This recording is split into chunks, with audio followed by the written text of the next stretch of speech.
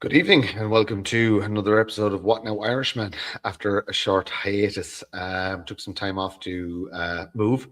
Welcome to the new studio with a 200-year-old stone wall behind me. As always, I'm going to be joined by a very special guest to literally have a conversation, and I'll pose the question, literally, what now Irishman? Welcome, Mr. Tony Mallon. Thank you very much for joining me today. I really, really appreciate it. I'm just going to throw it at you. What now, Irishman? Thanks for having us on, Martin. Yeah, straight away, that's a controversial question for ourselves up in the north. Irishman, we've got sort of three key demographics up here. Some people call themselves Irish, other ones Northern Irish, and other people British. So, for me, I'm all three, but geographically speaking, I'm from the north, so. It's the same way as somebody from Northern England would say they're from Northern England. So, yeah, for me, it's what now Northern Irishman. So it might be a bit controversial for your guests. That's an interesting, and I'm going to put it into context for you. Okay, so as a man who we're probably not that far away age-wise, but I wasn't affected by the Troubles. I didn't live in Northern Ireland. By the time the Good Friday Agreement came about, I was consumed with, I would have been a dad fairly young, so I was consumed with nappies, baby food, and Northern Ireland meant nothing to me. And like I said, I didn't live it, okay? So as a man who didn't live it, I don't ever have an opinion on it, and I think it would be disingenuous for me to throw my 2 cents in something I never lived. Go back, just talk about living in Northern Ireland, we'll say from your childhood to now. Contextualize, put it into context for people.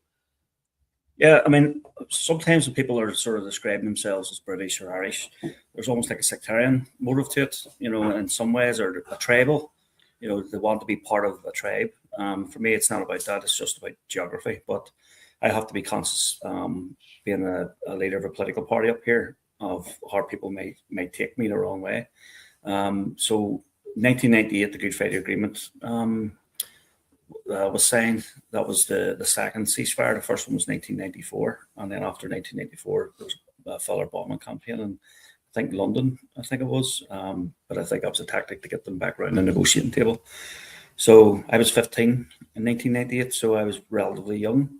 I missed a lot of it. I was sort of insulated from the Troubles. My parents didn't really expose me to it or promote any, leanings towards any sort of cause. I would have always been the sister party, the Fianna Fáil in the south, was SDLP. So I'd have been a great believer in John Hume, what he stood for, and the equality for Irish nationalists, stroke Catholics up here. But at the same time, I'm also conscious that whenever partition happened after 1916, that the reunionists in the south were equally discriminated against down there. So I'm a wee bit sort of pragmatic and realist, and I would say more of an honest broker in terms of describing our history. I don't really take sides. I just present the facts, But I'm related to a number of sort of senior people that were involved in the Troubles. Famously, Brenton Hughes is my mum's first cousin, of another first uncle. He was involved in the forming of the real IRA, and he was named in Parliament of being responsible in part regarding the Ulmo bombing. Patrick Blair. I've also got another uncle. He was Jerry Adams' top bodyguard. So even with all that past or that family history, I'm still not sectarian in any way, shape, or form. I believe a non-military way of dealing with, where do we stand constitutionally? For me, it was always a peaceful means to an end. Probably more so if you envisage James Connolly, about the Protestants and Catholics coming together. I wouldn't be a communist, but I can understand that sort of sentiment with what he was trying to describe. So that's the sort of island that I would like here. Was Connolly a communist? Was he a Marxist? Was he a communist, or did he? I struggled with this. A great man, a Cork man called Gerard Banks, introduced me to the works of Terence McSweeney quite recently, and I that I knew the man died on hunger strike, I did not know anything about Terence McSweeney. I didn't know anything about his book or anything like that. And after reading it, my view has been changed. Now, I despise Marxism. I don't mind. I despise communism in all its forms. I think it's an evil on this planet that has been tried and tested and failed every single time. And what we have now is a form of cultural Marxism, which is the means of production don't exist anymore in the traditional sense, so to speak, as what they were talking about in the 1800s. But I now have an awful lot more empathy for people who subscribe to writings as such and their misunderstandings of them. We spoke briefly just before we started the recording. We both lean towards libertarianism. What does that mean to you? Like anything in life, no two people think identical for everything, and even if you're married, the husband and wife won't agree on everything. I think that's healthy. I think that's how policies are formed. I think that's how we progress in society. The problem with communism is that you're not allowed a difference of opinion. If you're black, you have to subscribe to that you're a victim of slavery. If you're a Catholic in the north, it's colonialism. It's the famine that happened 200 years ago. If you're LGBTQ, if you're gay, you're suddenly in favor of trans ideology as well, which you're not. You're gay. That doesn't make you a lesbian. It doesn't make you bi. It doesn't make you trans. It means that you're a gay man, but your identity shouldn't be who you are, as in how you present yourself. That's not who you are as a person. It's what you think, believe, and do makes the person, not what they look like. I would be. There's all different types of libertarianism. I would be social libertarian. I know there's a lot of Christian libertarians. I don't subscribe to any church. I'm not religious at all. So for me, it's about minimum government. The main basic principle is to do no harm, which is do no harm to yourself or others. And for me, it's to scrap the government down to a minimum size that gets the maximum out of the population. And by what I mean by that is there's some key things that I believe that they should be protected, which a purist may not agree with from a libertarian sort of standpoint. But I think NHS up here, which is the National Health Service, I think that there should be a National Health Service up here, and it should be properly funded. And then other things, like you've got education up here, you've got the civil service. I mean, in Northern Ireland, our civil service is 40% per person, larger than Great Britain.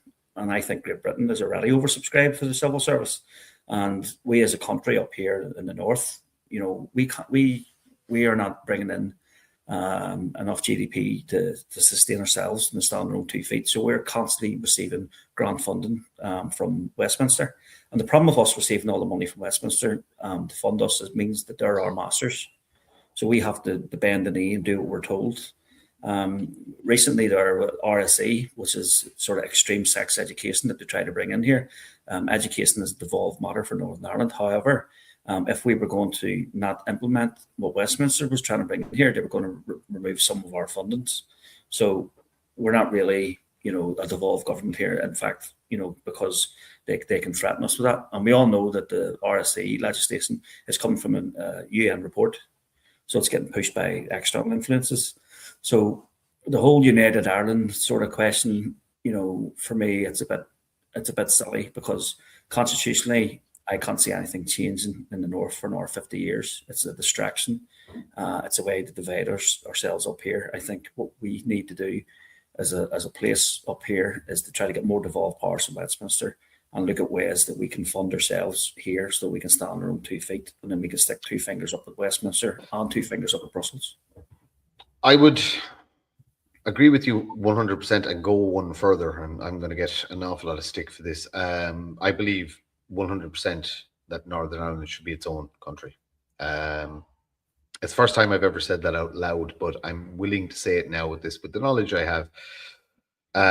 I know there's a desire and a wish for a 32 county Ireland, and there can be a 32 county Ireland, but the 6 counties also need to, because they've had a century of living on their own, so to speak. I know there's external influences all the time, but the people have earned the right in it. And again, this is only one individual's opinion. They've earned the right to forge their own destiny.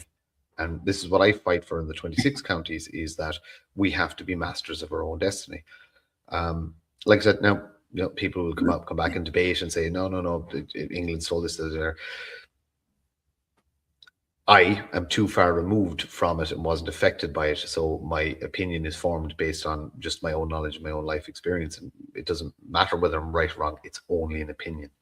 But I would love the people of Northern Ireland to do what you said, is just literally choose their own destiny. Choose their own destiny, and if the majority want to rejoin the 26 counties, be a 32 county island, then that is the foundation of democracy. That is it, and I would love that to happen. But I want the people of the north to be happy and free more than anything. That is the most important thing, and choose their own destiny, because, you know, we all have our battles to fight, so to speak. But there's so much history there, so to speak. Just to go back from a libertarian point of view.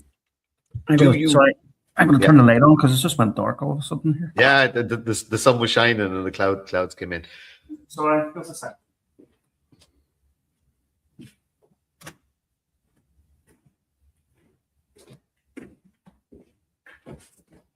Sorry about that. It was nearly bright here and then went pitch black. Yeah, so we'll jump to your political party and your policies in a second, but just to go back to as a libertarian,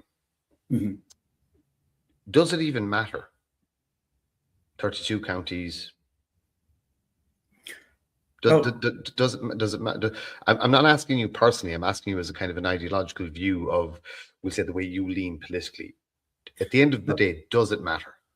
Well, I was given a pragmatic sort of solution. I wasn't given my personal opinion earlier. So the pragmatic solution for me is, because there's only roughly mid-30 to high 30% that want a united Ireland at the moment. So for me, the short to medium term is to get more devolved powers from Westminster over to Northern Ireland so we can run ourselves.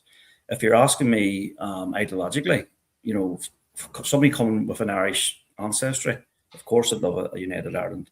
But crucially, the difference is, I think, as you say, we've got our own battles to fight. I think the South, personally, is in the worst condition than the North in terms of all the people are waiting 20 plus years for a house.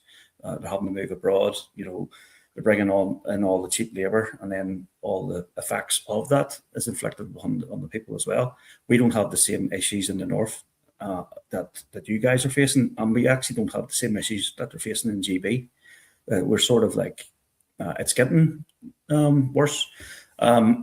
So if you're asking me ideologically, the sort of structure I would like to see as a 32 county Ireland would be each council run themselves and Stormont and the Dáil end up turning into museums. So a completely decentralised system where Derry runs Derry, Belfast runs Belfast, Dublin runs Dublin, and Cork runs Cork. All those different wee sub-states almost. That's what I would like to see. That's small local government. Yeah. So this is ideally, and as a people, believe it or not, this is how we ran the country thousands of years ago. It was small little tuas, and we were with 150 odd clans, and that's how we operated, and we operated extremely efficiently and very, very well. I just recently read a book on Brehon law. You think we have bureaucracy now? Have you ever read Brehon law and what was there? It's amazing. It's absolutely, they had laws for bees. That's all I will say, and I'll leave it at that. But so politics, dangerous business up the north. Okay, you've just launched a new party. I watched your video there in relation to your youth wing. Very interesting young man, I have to say. I want to put him in touch with a young man down in the south. I think they'd work very, very well together. But let's go through your policy, okay? From your 5 core beliefs to we can go in as in depth to it as you want. What are you offering the people of Northern Ireland? Well, we're a completely different sort of structure, political party than anybody's ever seen before in the North. First of all, we're Libertarian in how we form ourselves as a party. So For example, there's key positions, party leader, which I am. There's the party secretary and also a chairperson. So we all have to rotate and do only 3 years maximum terms. After 3 years, I have to step down. So after the next election here in a year and a half, a year and 3 months, I have to step down. And so what that's doing is that's stopping somebody coming in that wants to take over and be a dictator. You know, it sort of reduces their influence and their power. Secondly, another key difference between us is that we put the people before the party. So any other political party, you must bend the knee and do what you're told with the party executive and the party leader. It's not the case with us. So you're there to represent your area first and then the party second. So people can openly disagree, and they do in the WhatsApp groups and all the rest of it. They tell me I'm wrong. That's fine, because different areas have different issues that don't, like I was in Ballymoney the other day, which is much more rural area, so they have more farming issues and things like that. I would be more Belfast based, so it's more city, so that's a massive difference. Another thing is that we're a cross community party, so if somebody wants to be basically they have to put Northern Ireland first, but some people might still class themselves as a small U unionist, basically like the Isle of Man system where they're independent under the protectorate of the United Kingdom. That's fine. You've other people that are Northern Ireland first, and you've got other people that are nationalist, as in they don't want to be run by Westminster or Brussels, but they subscribe to the model where Derry runs Derry and Belfast runs Belfast.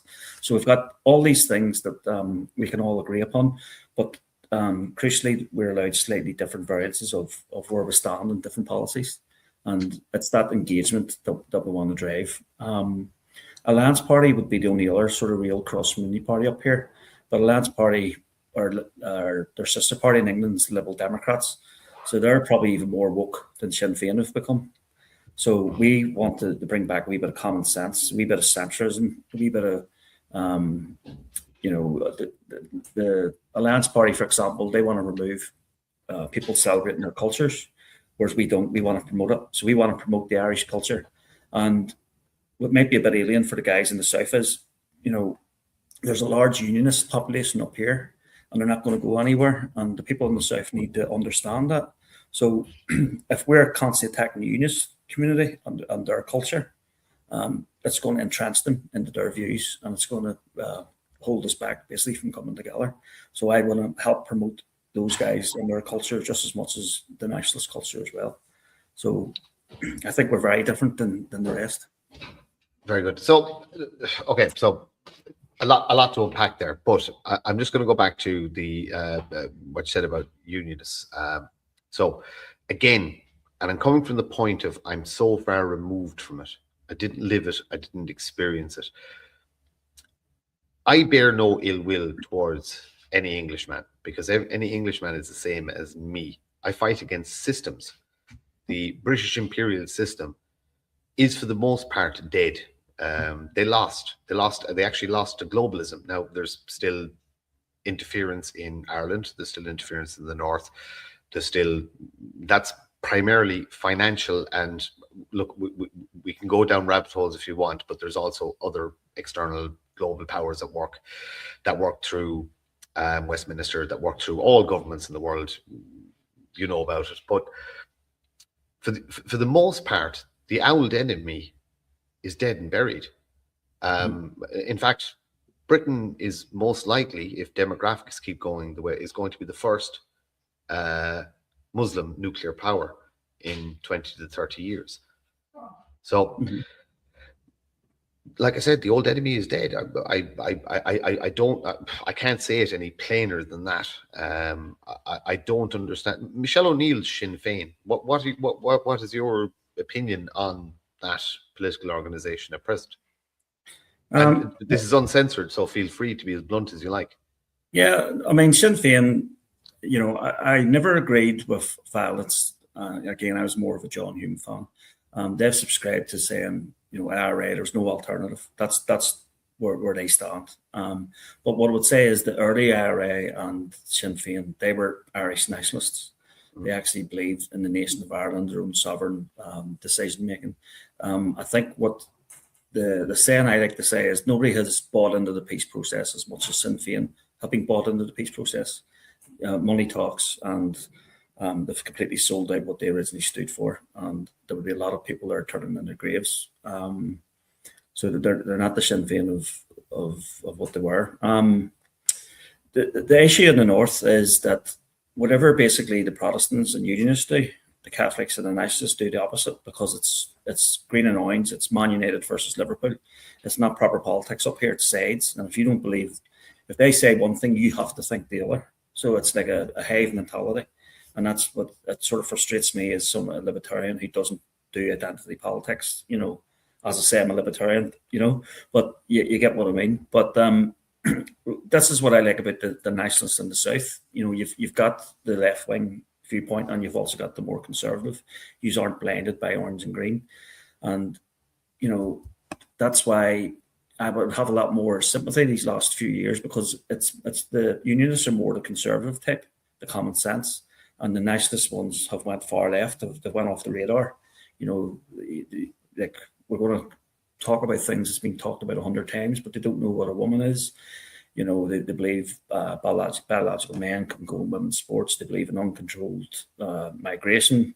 You know, I always say uncontrolled migration is capitalism for the rich and communism for the poor. You know, it's just, I mean, and then you brought up the colonialism aspect. I mean, that happened 600 years ago.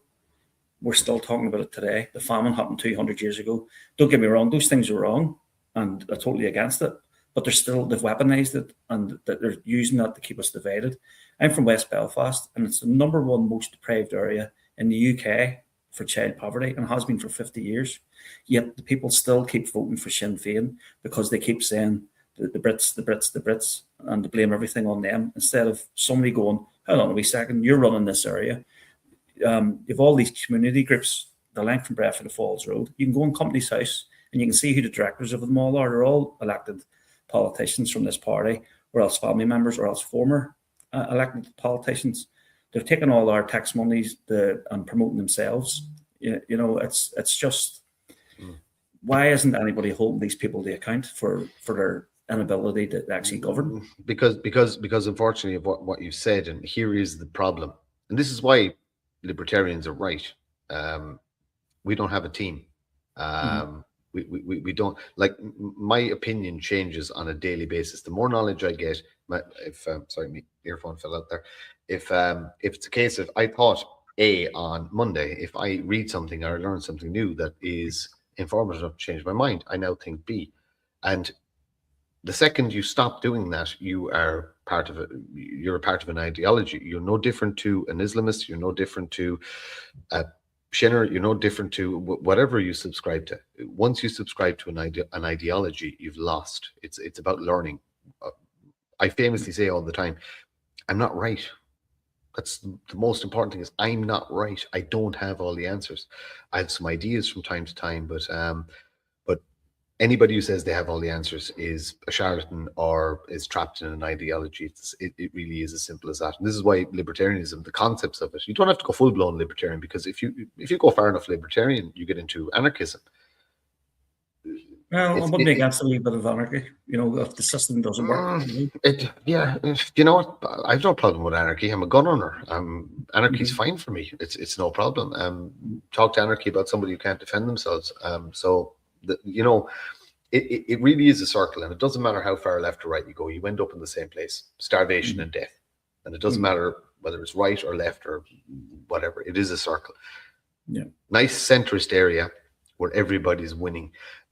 I want to create a society where it's harder to fail than it is to succeed.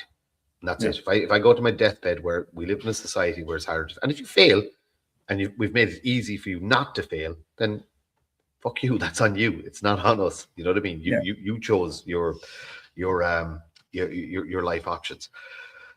So in relation to, we're going to go back to starting a party in Northern Ireland. Okay, so there are still people active who would be, let's just say, from an older school of thought. They would still be quite happy with violence, etc., etc., etc. The numbers are dwindling, and look, I don't mind saying it, most of it is now in racketeering, drugs, etc., etc., etc. It's nothing to do with nationalism whatsoever, but there's still violent people out there. how do you deal with the fact that you're throwing a new idea into what was a very sectarian political scene for a very, very, very long time, and now you're throwing out this middle of the road idea that we can all work together and get along together? You're going to get resistance from both sides, and you're also going to get resistance from the woke left as well. How do you deal with that? Or maybe I'm wrong. Is it an issue? It's probably got worse the last 5-10 years. I've noticed. You get stickers all over the place. I done a video, or a number of videos, are about 6 weeks ago, showing the whole of West Belfast. You know, you've got the hammer and sickle everywhere. Whenever it was the last election or the one before, I had banners up showing our policies. It was things like, I'm going to donate 100% of my wages. I'm going to fix the potholes, defend women's rights. You know, all terrible things. You know that you know the left somehow don't like. Yeah. But I had crosshairs drew all over my face, so I had a number of them cut with Stanley blades and all the rest of it. I was the amount of trolls online, and I was physically attacked, punched at Kennedy Centre, and there was nothing on the news, nothing highlighted. All this here happened. I think if it was to happen in England or even down the south, it would make the news all over the place. 3 elections I stood as an independent, never once got on a hustings event where the political candidates can talk and give their answers. So I don't think that's ever been done before. So because I'm completely anti-sectarian and pro-controlled migration, I was sort of labelled this big bad far-right racist when I'm far from it. You know, I've actually helped set up a charity in Uganda, you know, big bad racist helping charities in Uganda. So but it doesn't matter because they control the media, like the local media, Andersonstown News, and they're allowed to get away with it. You know, it's still a thing. There's also still paramilitarism in loyalist areas, but as you say, it's more the drugs and the other stuff. But what they give Sinn Féin, for example, they're Jews. They're making money legally, as in they're getting all the community funding and the grants and all that. So. And then they're around their friends and their family members getting jobs. So they're a wee bit more organised and smarter. They like the Sinn Féin milk both systems. They milk Westminster and they milk Dáil Éireann, but they also milk America. And the US patriots still don't understand what Sinn Féin are. They're just pumping the money into them. And then Sinn Féin illegally, because our election system is very tightly controlled financially to stop new parties getting off the ground. But Sinn Féin are able to bypass that by just literally funneling the money through the north. In relation to your party's politics, you said immigration there a minute ago, and I'm going to put you on the spot now. What is not your personal opinion, your party's official stance on immigration, legal and then separately illegal? Yeah, so again, each person's allowed their own slightly different nuance. So for me, it would be slightly different than others. But, you know, if somebody's coming in to do a job and they're qualified and the job's in need, then I have no issue with that. So I always give the example, you need 10 brain surgeons on the island of Ireland, and they need a certain amount of hours per year to keep the practice up. Say there's only 6.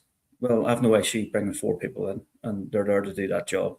What I do have a problem with is people coming in that are unskilled, and they're taking jobs away from the working classes. You know, and then the working classes are competing with the lower end jobs.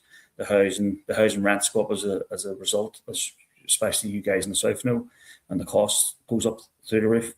So I think it's an algorithm. I think it should be based on the amount of housing stock that's available in a certain area, the jobs, the school places, criminal record checks as well. All has to be coming legally. I think if somebody's coming in to do work, it could be on a 5-year term, for example, and then we have a strategy in the background to train people here to do it. But if, say, they're out of work for 1 or 2 years out of that 5-year term, they get sent home. It's the same as education. If they're coming in here to do education on a visa, and they miss school for a year or 2, they get sent home again because they're breaking their visa. It's the same if they commit a serious crime. It could be 6 months. Some people might go 12 months, but if they're sentenced for like a serious enough crime, they get sent home straight away. So all those different things. We have people, as same as yourselves in the south, they're put in hotels, they get their free food, electricity, clothing, and all those things. We've got our homeless people living on the streets. So what I'm saying is, why not treat our homeless the same as they're treating other people? And obviously, as you know, roughly about 90% of asylum seekers coming from France. So they're fleeing war-torn France. They get to the UK. So clearly that's economic migrants. So we should be a lot stricter. There's actually, if you look into what happened in Australia, a lot of people were coming over from Asia on boats to claim asylum in Australia, and it resulted in hundreds of people drowning every single year. Whenever Australia clamped down and had a zero tolerance for that, it saved lives.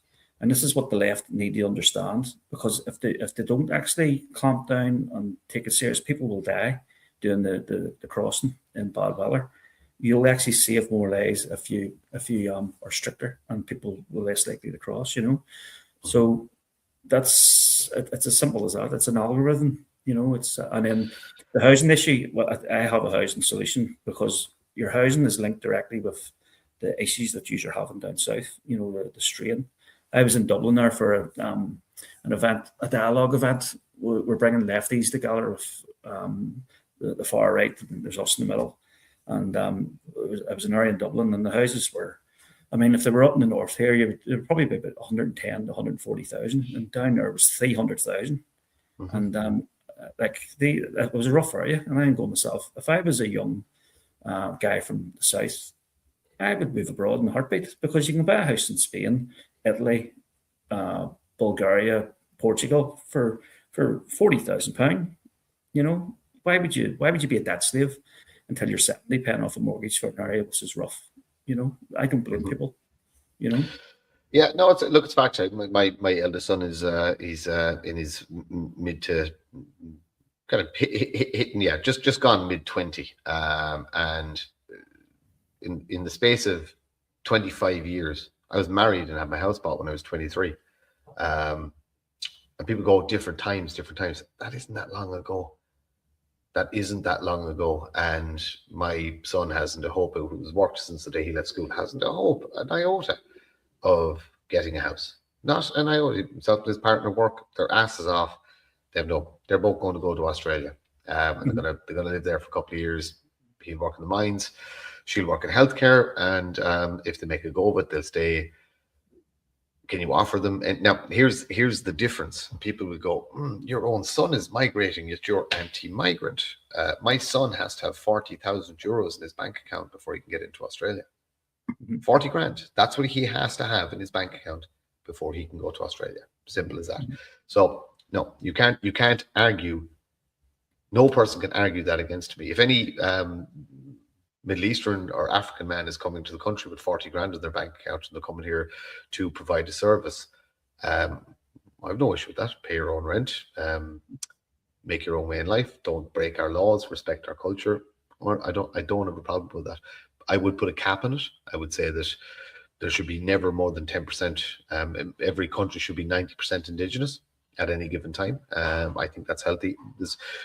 There's proof in the pudding in relation to it. You have to look at Saudi Arabia, you have to look at Dubai, you have to look at these states where the country is actually a minority, but they stay strong by ensuring that citizenship is nigh on impossible. Property rights are very hard to come by. It's not unfair. That's not unfair. I also believe in taxation, that if we want to solve our housing issues and our immigration issues, if you're not indigenous, you should pay 40% tax, and that's it. Come here all you want, but you're paying 40% tax. You're going to pay for the privilege of being here. And now again, libertarians will argue, Jesus, you're talking about taxation. How can you be libertarian? I'm talking about solutions, a decade-long solution to fix a current problem. And in that 10 years, then we build up our own self-worth, because the Irish people lost their self-worth. I'm not sure what it's like in the north. In the south, Irish people lost their self-worth and self-belief. Through Marxism, which has basically infested and infected every single pillar of our society. I don't know if you agree, but Marxism is the exact opposite of libertarianism. Yeah. It is. They steal our words, but I've noticed, they talk about the working class and giving back the people the power. But what they're actually talking about is giving the state the power, whereas libertarians is actually the people the power. So they steal our words, and they don't actually mean what they say. And I'm going to sound controversial here as well. They talk about the working class. I've worked since I was 14 years of age. A lot of the people and people before profit and all the rest of it, they haven't worked or have no interest in working. I call them, again, it's going to be controversial, they're the benefit class. And I'm not talking about people, that, have got disabilities or they're full-time care. I'm talking about people that have no interest in doing a hard day's graft. There's a difference. Well, but they don't even realize it. Their leaders or so-called heroes are all silver spoon educated, silver spoon born. It's easy to be a Marxist or a socialist, you know what I mean, when mommy and daddy have been bailing you out all your life. And look, that is the class. It's a conversation for another day. But okay, are you happy to stay in the 6 counties and deal with the issues you have there, or do you think that there is room for another 32 county party that can offer solutions for people both north and south? I think what I would like to do is create a coalition of the willing up here. People are entrenched in orange and green. That's not going to change for 50 years. And, it's not. People think there's going to be United Ireland, next couple of years. They're delusional. It's only around about the mid to high 30%. So I'm pragmatic in my approach. And again, what I want is for NI people to be the common sense libertarian version, to take on the Alliance Party. There's a lady you might know of, Melissa Shumey. She's I know her, yeah. So she's working for herself in terms of getting a party registered. She's based in the Newry area. As you know, the city of Sanctuary, where they're going to be dumping a load of migrants in, and they're going to take priority for housing. So she is going to be a direct competition against the nationalist parties. Sinn Féin and SDLP aren't nationalists, they're European Unionists. So she will be a nationalist party. And what I would like is for a party, I was hoping for something like Advance, who just came over here, to be like a fresh, sort of, haven't got the baggage of, orange and green, but a unionist party. I was hoping for the 3 of us to go together to take on the globalists. This is obviously the outside influence that you talked about. What I think then is for you guys in the South to win your battle, to get free from Europe's grasp. And then obviously Farage or whoever it is, Rupert Lowe, over in England, to win that election and do the same. That's the short to medium term that needs to happen before we can even entertain the United Ireland. What's your take on Lowe? So Lowe, basically Farage was saying what Lowe was saying 15 years ago, and as soon as Farage got a sniff of power, the gun gets put to your head. This is the reality, and people might want to accept this. When you get to a certain level of notoriety, a gun gets put to your head and you are forced to choose. Farage chose the coward's option. It's as simple as that. It really is. It's as simple as that. He chose the coward's option. Lowe has now taken up the mantle. He's harsher. He is stronger. He is, I think, savvier in relation to he needs to encourage young men to vote. I think he's picking up. He's going down a very specific route. I like it. I have to say it. The campaign is fantastic. Easy to do. There's funding behind it. He's not a poor man, and he has some investors. So good for him. Why can't we do that in Ireland? Why in the 26 counties has our nationalist movement imploded on itself? You had IFP gone, disintegrated. You had the National Party gone, disintegrated. Paddy Quinlan is still running it, but it's fairly Dublin based. It's not massively national. There's a few good people around the country, but it's not a national movement. It's a Dublin based movement. Ireland First is in political limbo because they're waiting on an ELC decision, and again due to infighting. Where is Southern Ireland's Lowe? Or person like that? Why hasn't a single relatively wealthy leader emerged that everybody can get behind? Well, I've spoken to and met a few of the sort of political leaders in the South, from the Irish People's Party, the Nationalist Party, yourselves, Ireland First, and others, Crucially, what I sort of recognised is that why we're structured the way we are, where the candidate represents the area first and the party second, is because people cannot agree on everything. They cannot agree on the colour of shite, as they say. So what you're going to have is strong people that are passionate in the South, that believe that their version of nationalism is right, and if anybody is slightly different than them, they're going to argue. So they call it ego, but I think you need a little bit of ego if you want to stand for politics, because you need to be confident in what you're standing for. So for me, the model isn't right for those parties, and I'm biased because obviously we have a different model. But I think you're always going to have conflict then, because you're all in the same space fighting for the same vote. And I think you mentioned earlier you had a system down there which made it difficult for parties to get registered. I'm going to slightly disagree with you. I'm going to say that there's a lot of nationalist parties that emerged in the South, and it took us probably about 10 to 15 attempts to get registered ourselves in the North. And we have 4 or 5 business owners in the party, very well educated. I mean, myself, I have my own health and safety and compliance company, and then I've managed ISO compliances and stuff. So it's not like I'm like daft, And then we've got other people there too, natural health doctors. They deliberately, it's a war of attrition to drag it out for here. So I think you have the opposite. They deliberately added too many people, and it's caused all this infighting and stuff because everybody wants to be top dog. So, like, if I was to go through I actually forgot the Irish people there. I should have mentioned them, but like the Irish people would have been closest to what you're talking about, because there was literally generic posters, there was an idea, there was a broad policy, and then it was each to their own. Again, I know a lot of the candidates that ran in relation to it, and their issue was they felt they got no support. There was now, from a libertarian point of view, no, go do it yourself. That's the whole point. I was with IFP. I ran for IFP. Michael Leahy brought me into the party. Fantastic man, great time for him. I'm not going to talk about the other guy, but that party imploded due to one individual, and that is the reality. It doesn't matter. One individual imploded that party.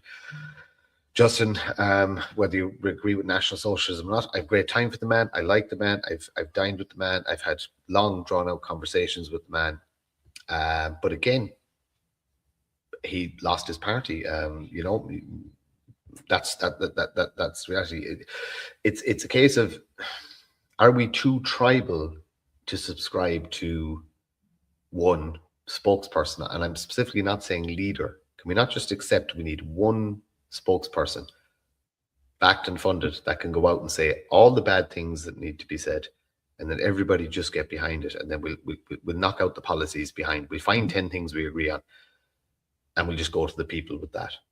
You think that's a fairly easy thing to do? To me, leaders is an act, not a name. I'm a leader in name only. It's basically, I want leaders for every area. And it's allowing people the freedom to be the leaders as well, and not take the limelight or openly disagree, in public. It's to give them their voice. You mentioned Justin. My issue with Justin is obviously he's a bit of a caricature of Nazis. That's what he is. And the vast majority of people don't sit on those extremes. Most people aren't far left and aren't far right. Most people are centre left to centre right. And you did mention Farage there. I think what he's doing, obviously, is he's trying to appeal to a greater percentage. And as you say, there's certain things you shouldn't sell out your principles for, but he's obviously softened his image in order to get elected. Now, I judge people on their actions, not their words, and it'd be interesting to see if he does get elected, how he actually performs, because you might have to say certain things to appeal. I think I'll throw one at you. So this is my issue. Look, you're not, and you said at the start you're not a religious man. So I'm a Christian. I was born and raised a Catholic, but I'm not a Catholic. The Vatican is my enemy. Simple as, and I have no problems in that. But I'm Christian. I use the Christian moral compass. I believe that a man, and it was a man, said some great things a couple of thousand years ago, and they were right, and they stood the test of time. His divinity, that's called faith, you know what I mean? And that's my personal conversation with, I don't need churches, I don't need anything. That's the conversation I have with what I believe to be a higher power. Without that faith and that moral compass, I think the world would be a worse place. But men use tools to create conflict. Islam is very, very clear on what it is, what its end goal is. Its end goal is to dominate the world, that Islam will be in every house and everybody will submit to the Prophet Muhammad and Allah. I have a problem with that. And I don't mind saying I have a problem with that. I don't want that ideology. And like I said, I fight against systems, not individuals. I do not want that system on my land. I see it as another invader.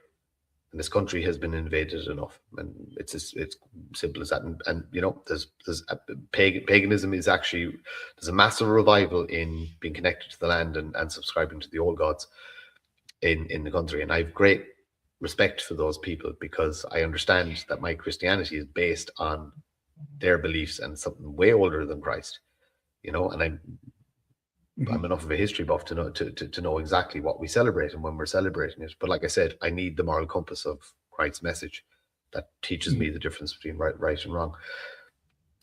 Islam is not the same. Islam is essentially politics wrapped as religion, and I don't want it in my land. And I have no problem in saying that. One of the people I want removed from this land is Dr. Umar al-Qadri. I will see that man removed from my land in my time, because I know what he is and all of his ilk.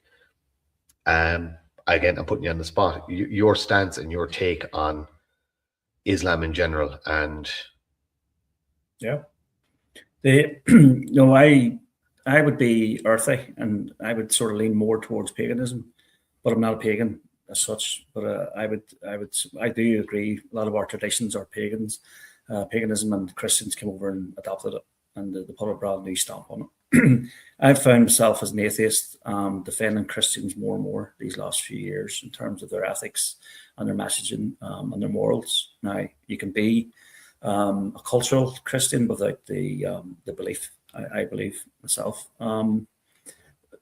I do call out Islam. I mean, this isn't, people always try to go, right, religion and race, they're two different things. It's factually true that Muhammad was in his mid-50s and he married a 9-year-old and he had sex with her when she was 12. If that happened today, he would be called out. You know, it was obviously a pedophile and it's disgusting and all the rest of it. But because you wrap religion around it, it's untouchable. You could take the example where, what did he call the guy that done Top of the Pops? Jimmy Savile.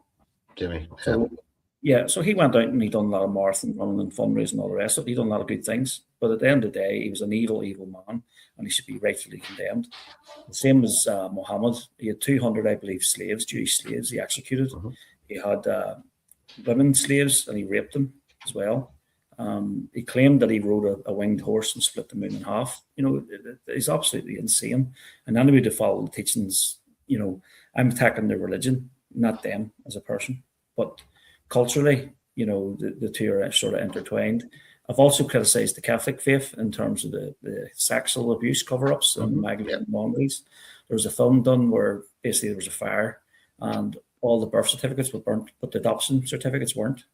You know, whenever the children came back later on. And then you've got the Jewish faith. You know, you've got AIPAC in America completely deciding American policy abroad, and it's leading us towards World War III. You've got the genital mutilation in Islam and Africa, where they're cutting the clitoris off of a female, so they can no more get stimulation through sex. The same thing happens in the Jewish tradition, where the rabbi chews the foreskin off the child and spits it out. You know, all these things are ideas should be freely challenged. Now, for me, colour shouldn't be, but culture and ideas should be. I agree with you. I don't bear foreigners' ill will. I want everybody to win in their own country. And I'm tribalist. Yeah. And there's a huge difference between being tribalist and being racist. And tribalist means I just put my people first. I bear you no ill will. I just have to sort my own house out before I have neighbors over. And that's that's the reality. Unfortunately, if you could get a Marxist or a lefty to think along those lines, we could actually have resolution. You know what I mean? But they're more racist than even the most far right person I know is. Because that's bad. I mean, if you look at over in England, the Greens are having a mini revival, partially because Labour are atrocious under Keir Starmer. But the Greens, they have people there that are far left, claiming that they support women's rights and all these LGBTQ plus stuff. And I'm sure you've discussed this before. A lot of Muslims are candidates for them as well.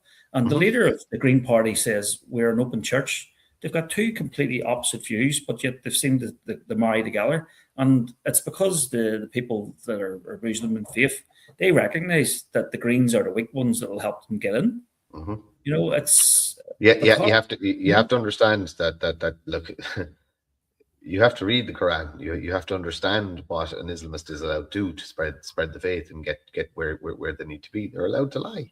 In faith, they're allowed to lie. To a non-believer, they're allowed to lie. Look, it's an issue, and it's not going to be fixed easily. Do you think it can be fixed without violence? With everything that's going on, we'll just call it. We'll call it the desire for certain individuals to have a one world government and have this globalist society with a serf class and an elite class. That's all that's going to be left. There's going to be the elites and the slaves. Do you think we can resolve this without violence, without revolution? Well, being honest, I used to think we could. I don't anymore. I think it's going to happen, inevitably. I mean, if you go down south, we don't have any toll roads up here, for example. Down south, I mean, you're driving to Galway. I think it's like 20 euro you have to pay on toll roads just to get past. They're bringing those in the ULEZ cameras in England. You know, again, that affects the working class the most if you have to go in car. Let's talk just on those, right? I may or may not have heard a little rumor about 5G towers and cameras, etc., etc. We're not going to go into any detail, right? I'm just going to say, in your opinion, are all of these things a bad thing that need to be removed? Well, the element of control definitely does, and the fact that they're trialing these 15-minute cities in England at the moment, where you're only allowed 100 journeys into your area, and you have to apply to get them. What that's going to do, I mentioned the ULEZ cameras as well, and you guys in the south with your tolls. If you're on the minimum wage and you have to care for an elderly parent, and you're paying £20 to go past the camera every day, their ability to care for your parent is going to be diminished. So people's going to have to move in together, or there's going to be a reduction in care. The diesel prices here, because of the World War III that Israel has pushed America into, and so it's like £2 a litre up here for diesel, near enough. So that's going to have a knock-on effect to people's grocery shopping, materials for building, and all the rest of it, which is already squeezed. And obviously inflation because of lockdowns and over COVID and stuff. So go back to your earlier point, I think, and there's water charges coming in here as well. That's been confirmed to me, because the consent to discharges, their maximum capacity. There's no more homes getting built unless they can get rid of their sewage waste. So all these things added up. What do they expect people are going to do? There will be a revolt, because people... Water is good. Water is interesting. That'll be interesting in the north. The last time the Irish people got together as a people was when they tried to implement water charges here. And it was called kind of a great protest that all the over 50s, over 55s basically got out in the streets, and they stopped it. And they did stop. Now, the meters are all still in place. They all still exist. They will try and bring it in again at some stage. But it's the one thing that unified people together. It didn't matter whether you were left, right. Everybody had a water pipe going into their house, and it affected everybody. Why isn't the same thing happening over cost of living, fuel, etc., etc., etc.? That everybody's pushed to the pin of their collar. the same way that when they were trying to implement water charges, it was just an expense people could no longer afford. Why aren't people unifying under a common threat? Are we so polarized, and is that by design? Well, there's definitely division here that keeps certain topics, people agree with and people disagree with because of orange and green. But you know the analogy of boiling a frog, so it's more these mission creep, mission creep, that is what's happening here. The water charges are definitely coming in because I have a guy who I work closely with. He speaks to the departments there. Northern Ireland Water had immunity for discharging their waste. That's getting removed very shortly. And so, is it under a green policy or a UN policy, or where's the policy coming from? The sewage policy?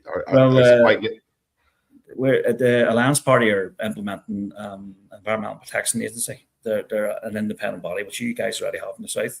So that's only just getting implemented here. So NI Water, which is another government department, they're going to lose their immunity. There was 17 government agencies, for example, that were tasked with managing Lough Neagh, and you may have heard about the pollution, the green algae in Lough Neagh. People for profit, their solution to fix it was creating 18th the government department, just completely bonkers. But so the improved infrastructure here, they reckon it's about 300 to 300 million, or 300 to 350 million. So that money has to come from somewhere. And the politicians here aren't willing to decimate the state sector like I would, and then we can properly fund the essential services. So the water charges will be brought in because they have to plug that gap.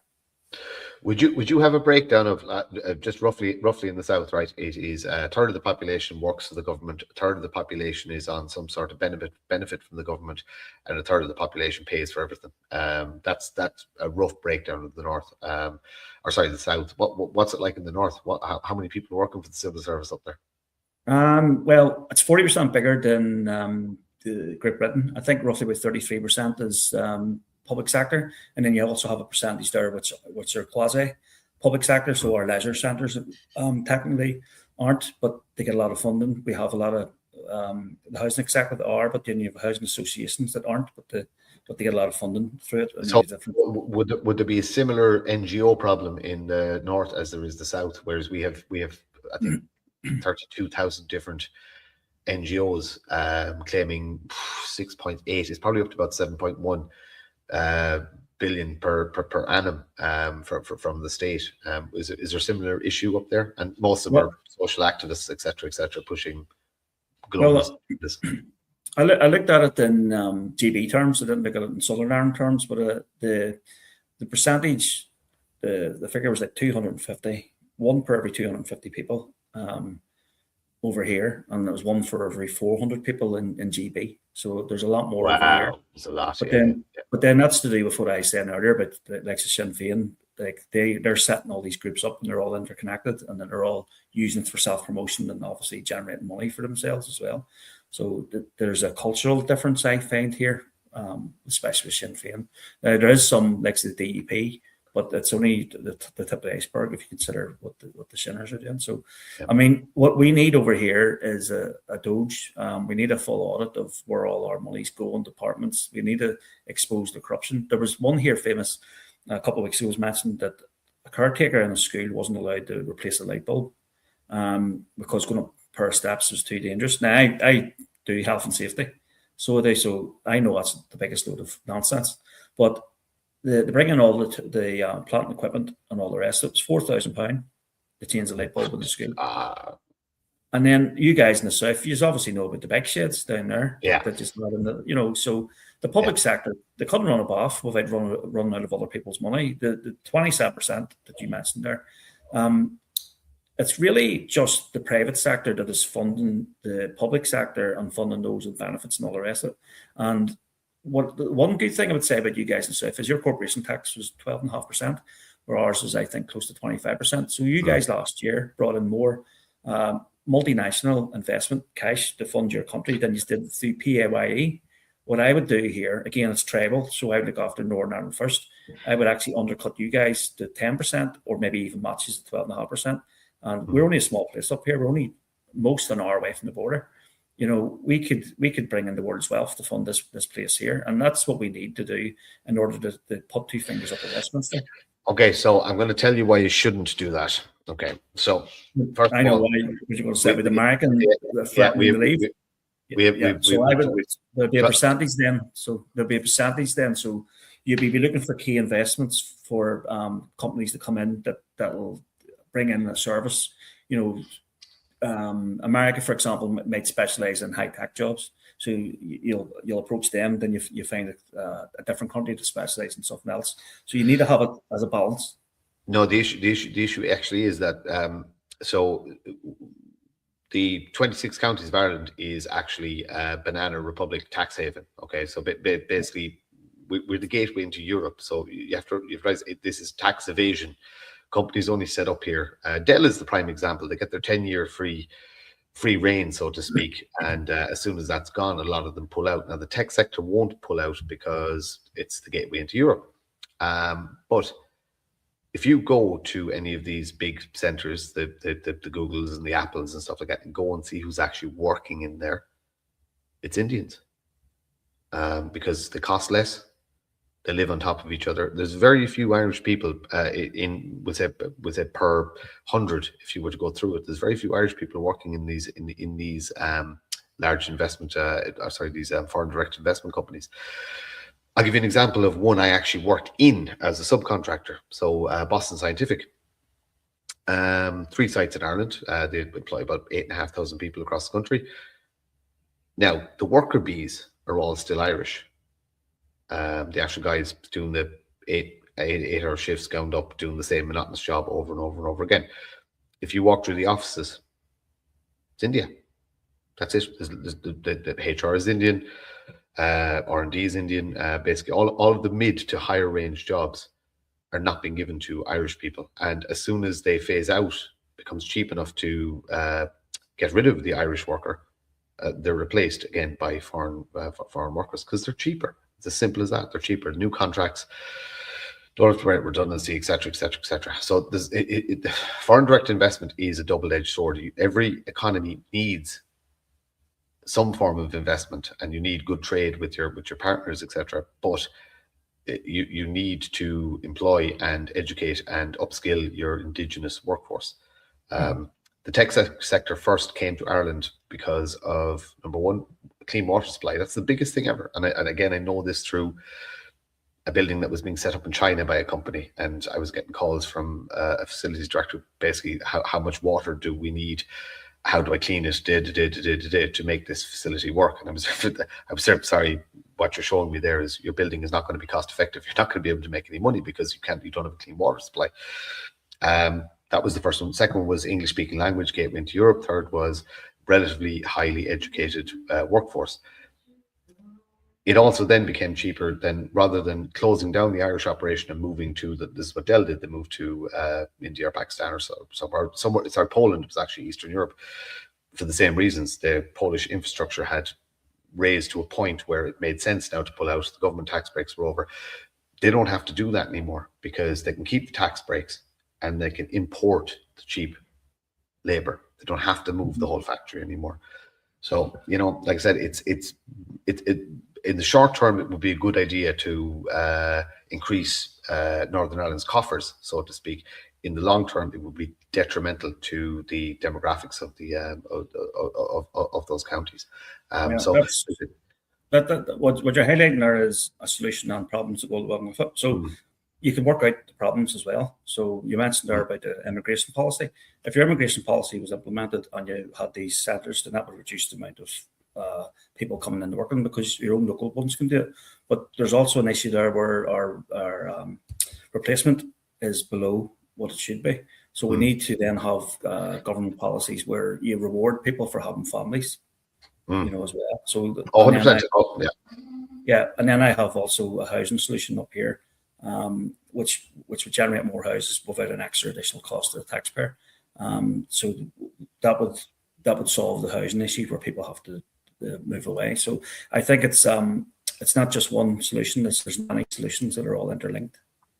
Oh no, absolutely. There's no one size fits all, and even even if you come up with something fantastic, you're still going to piss some people off. This is just the reality of it. You can't please everyone. So in relation to, right, you started the political party, you registered, you're launched, you recently launched your youth wing. Elections are a year and a half away.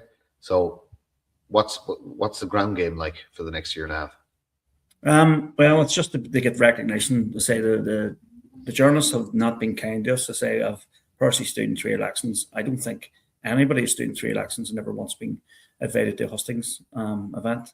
I think because we're so against the system that they're going to push back on us. For us, it's about name recognition and getting candidates at this stage. I'm under no illusions. Sinn Féin sort of registered up here, I think it was 1971, roughly, after the split in 1969. They only just got the first ministry a couple of years ago. Now, things might escalate quicker because the cost of living, and, things are escalating globally as well. But it's going to take a couple of election cycles, really, to sort of eat into the voters' minds. And also we need candidates so that we can get the postal votes out so people can see them. I was going around the Shackle Road, which is a predominantly unionist area, roughly about a year ago. I would have done community cleanups and things. About 90% of people on the door hadn't heard of me. So this year impression where people do everything online, the reality is most of it is actually at the doors, and it's doing the community cleanups. It's being seen helping the area, and it's talking to people on the doors. It's not social media. Social media has a part, obviously, but it's a small part of many ways of doing it. It's definitely a trap that a lot of nationalists fell into in the last 2 election cycles. They thought just because they got a lot of followers online, a lot of likes, that would transfer into votes, and the reality is it isn't. Now, the other side of that is, I did door to door, and I did it by myself, and I did and a lot of it. I mean, a lot of it. But we have a product to sell, but our packaging is shit.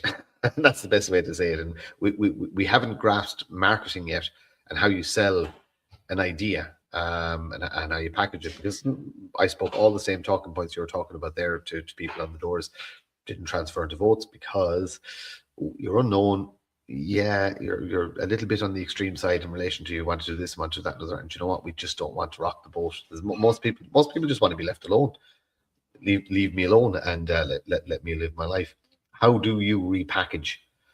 It doesn't matter whether you call it national libertarianism, soft libertarianism, right? It doesn't matter what you call it. How do you package it, your idea, and sell it to Joe Public?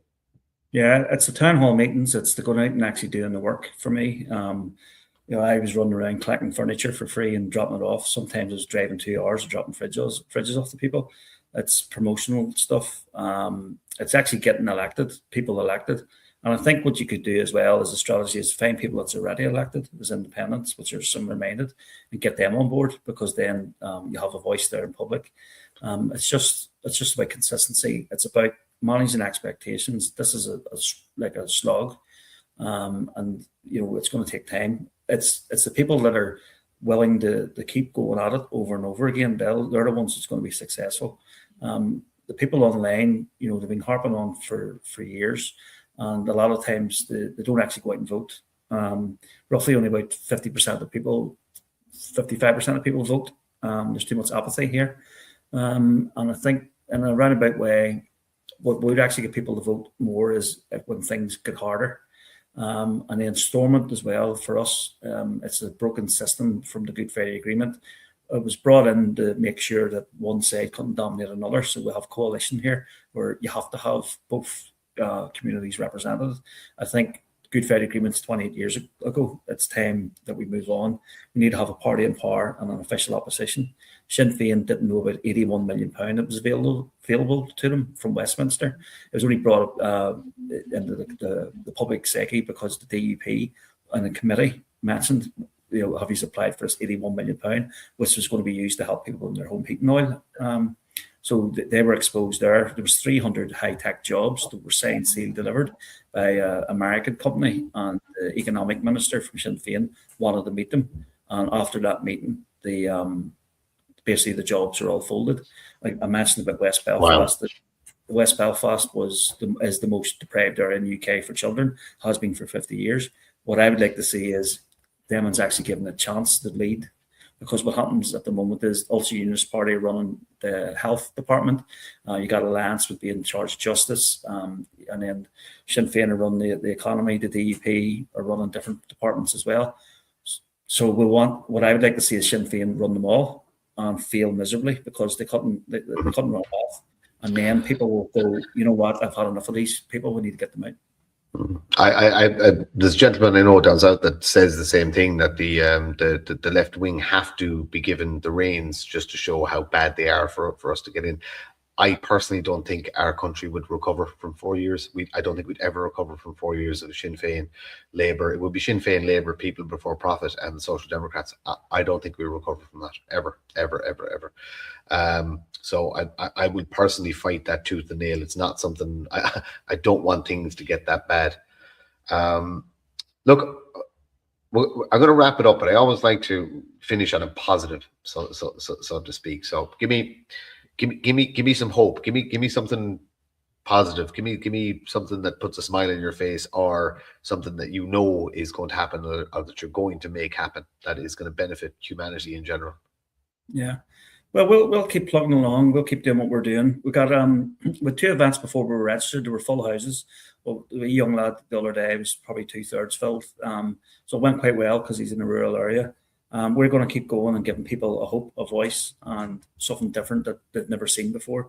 The first time that there's a Libertarian Party that is here for the people.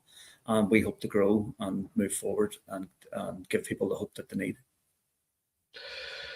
Mr. Tony Mallon, thank you very much for joining me. I'm going to drop you down. I want you to stay in the green room. So just stay on there for 1 second. And of course, my computer chooses to freeze. Yeah, there we go now. I'll be with you in 1 second. Just stay there. Great conversation. Thanks everybody for watching. Tune in next week for another episode. Good night to you.